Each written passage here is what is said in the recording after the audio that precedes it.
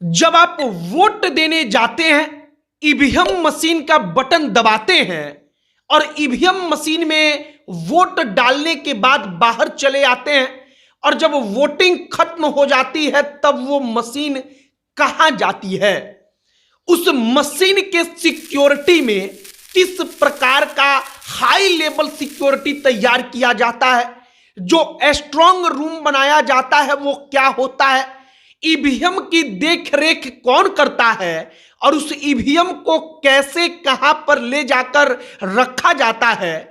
इन तमाम चीजों के बारे में आपने कभी ना कभी सोचा तो जरूर होगा और आज हमने सोचा कि आपको बताया जाए कि जिस ईवीएम मशीन का बटन दबाकर आप नरेंद्र मोदी को प्रधानमंत्री बनाते हैं, जिस ईवीएम मशीन का बटन दबाकर आप राहुल गांधी को सांसद बनाते हैं, आखिरकार वो ईवीएम मशीन वोट डालने के बाद कहां ले जाई जाती है?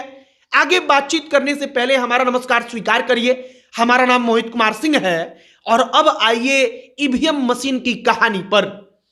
अब सोचिए अपने मन में कि आपने वोट डाल दिया है, शाम का वक्त हो चला है, वोटिंग का टाइम खत्म हो गया है। अब ईवीएम मशीनों को जो वहां पर तमाम कर्मचारी लगाए गए हैं, जो तमाम ऑफिसर हैं, वो ईवीएम मशीन को तैयार कर रहे हैं एक बक्से में रखकर। अब क्योंकि उसको अलग अलग गाड़ियों पर लाद कर ले जाया जाएगा। कहां ले जाया जाएगा? तो एक ऐसे जगह पर ले जाया जाएगा जहां से उसको ट्रक में लोड किया जाएगा और ट्रक में लाद कर फिर एक जगह ले जाया जाएगा।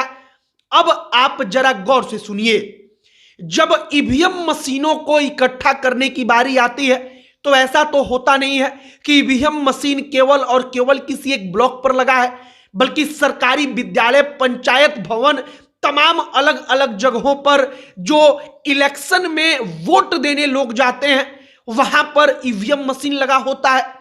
अब उन तमाम ईवीएम मशीनों को एक साथ इकट्ठा करके एक ट्रक पर लादा जाता है। ट्रक के जरिए तमाम ईवीएम मशीनों को हाई सिक्योरिटी के अंदर जो डीएम होते हैं, डिस्ट्रिक्ट मजिस्ट्रेट यानी कि जिलाधिकारी, वो जहां पर बताते हैं, जिसे उन्होंने स्ट्रांग रूम बनवाया होता है, वहां पर पहुंचाया जाता है। अब इस प्रोसेस के दौरान आपको सुनने में बड़ी आसान लगे, लेकिन यह सब कुछ बड़े ही हाई सिक्योरिटी जोन के अंदर होता है। जब ईवीएम मशीन गाड़ी में लोड होती है तब ईवीएम मशीन खुले ना, इन तमाम चीजों का ध्यान रखा जाता है। ईवीएम मशीन में कोई गड़बड़ी ना हो, इसका ध्यान रखा जाता है। जब ट्रक में ईवीएम मशीन लोड होता है तब उस ट्रक के आगे और ट्रक के पीछे पुलिस की सिक्योरिटी वाली गाड़ियां चलती हैं। मतलब आप समझिए कि पूरा का पूरा एक काफिला, वैसा काफिला जैसा मंत्रियों के आगे पीछे चलता है। उस हाई सिक्योरिटी काफिले के साथ एक ट्रक में रखकर तमाम अलग अलग गांवों से, पंचायतों से इकट्ठा की गई ईवीएम मशीनें पहुंचती हैं वहां पर जहां पर डीएम साहब ने स्ट्रांग रूम बनाने की इजाजत दी है। अब स्ट्रांग रूम आप समझिए कि होता क्या है, अंदर से कैसे होता है। स्ट्रांग रूम का मतलब होता है कि कोई भी एक भवन, जिस भवन के अंदर ईवीएम मशीनों को तब तक के लिए रखा जाए जब तक की गिनती ना हो। अब स्ट्रांग रूम बनाने के लिए कुछ नियम है, कानून है। नियम कहता है कि स्ट्रांग रूम जहां बनेगा उस कमरे में, उस जो पूरा का पूरा एरिया होता है, वहां पर एकमात्र दरवाजा हो आने और जाने के लिए। अगर कोई दूसरा दरवाजा या खिड़की भी मौजूद है तो उसको इस तरीके से बंद करना होगा जो सुनिश्चित करे कि कोई भी आदमी वहां से अंदर ना आ पाए, ना जा पाए।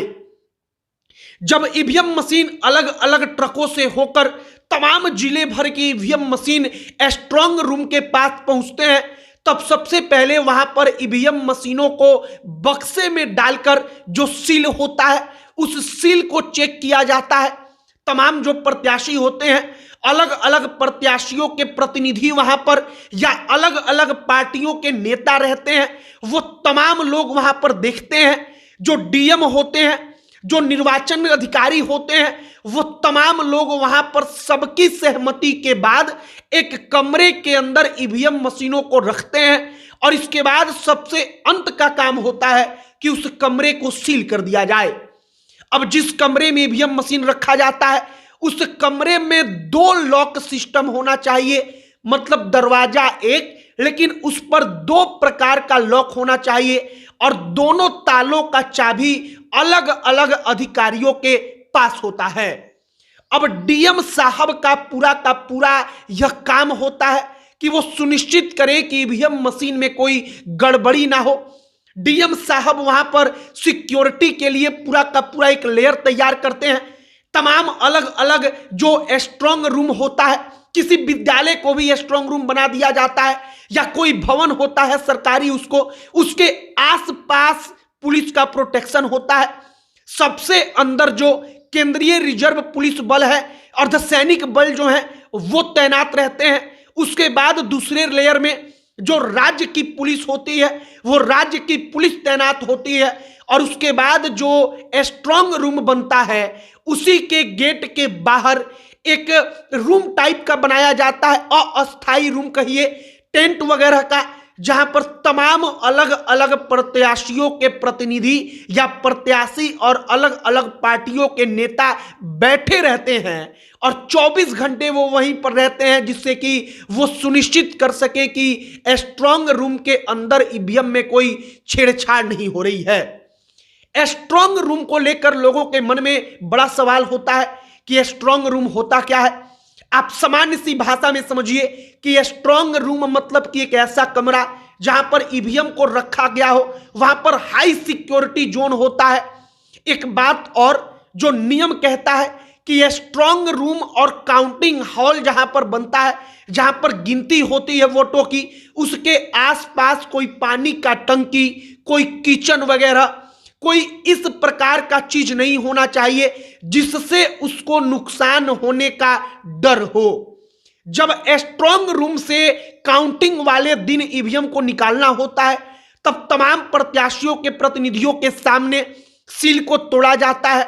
उसके बाद जब ईवीएम मशीन स्ट्रांग रूम से उठाकर काउंटिंग हॉल तक ले जाया जाता है तब इस दौरान वहां पर उसकी रिकॉर्डिंग होती है।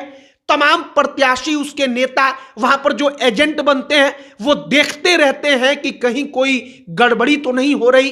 तो ये कहानी है ईवीएम मशीन की कि जिस ईवीएम मशीन का बटन दबाकर आप आते हैं, शाम के बाद उस ईवीएम मशीन के साथ क्या होता है।